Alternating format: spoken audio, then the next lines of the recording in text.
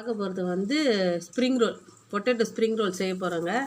அதுக்கு தோலை உரிச்சிட்டு இந்த மாதிரி ஒரு கம்பியை வச்சு நம்ம குத்தி லைட்டாக அது மேலே இவ்வளோ தான் தெரியணும். அதுக்கப்புறமேட்டு நம்ம இப்போது இதை கத்தியை வச்சு அப்படியே, ஏன்னா இதுக்குன்னு மிஷின் இல்லை, அதனால் வீட்டில் இருக்கிற நம்ம கத்தியை வச்சுக்கிட்டே தள்ளி கிட்ட இந்த மாதிரி அப்படியே சுற்றி சுற்றி நம்ம கத்தியில் அப்படியே கோடு போட்டுக்கணும்.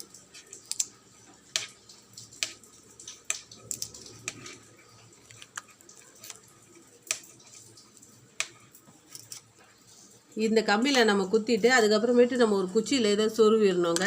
நான் சொருவின அப்புறம் உங்களை காட்டுறேன் பாருங்கள். இப்போ பாருங்கள், நம்ம அந்த மாதிரி கட் பண்ணி கத்தியில் கட் பண்ணோம்லாம் கட் பண்ணி இந்த குச்சியில் சொருவி வச்சுருக்கோம். இப்போ இதுக்கு வேண்டிய மசாலா காட்டுறேன் இருங்க. இப்போ பாருங்கள், ஒரு 2 ஸ்பூனுக்கு மைதா மாவு, அப்புறம் 1 ஸ்பூன் கார்ன்ஃப்ளவர் மாவு, அப்புறம் கொஞ்சோண்டு மிளகாத்தூள், உப்பு, இதை தண்ணி ஊற்றி கலக்கி டிப் பண்ண போகிறோம். இப்போ பாருங்கள், நம்ம இதை தண்ணி ஊற்றி கலக்கணும்.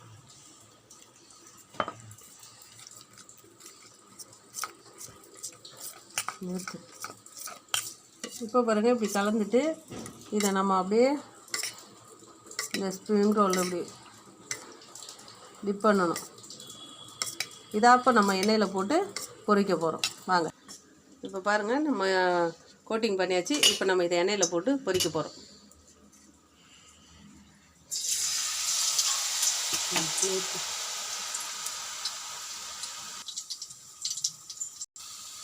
இப்போ பாருங்கள், நம்ம பொட்டேட்டோ ஸ்ப்ரிங் ரோல் ரெடி ஆயிடுச்சு. இப்போ எடுக்கலாம்.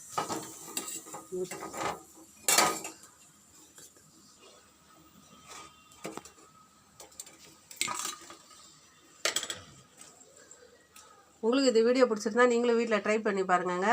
இது மாதிரி உங்களுக்கு நிறைய வீடியோ பார்க்கணுன்னா எங்கள் சேனலை சப்ஸ்கிரைப் பண்ணிக்கோங்க. தேங்க்யூ.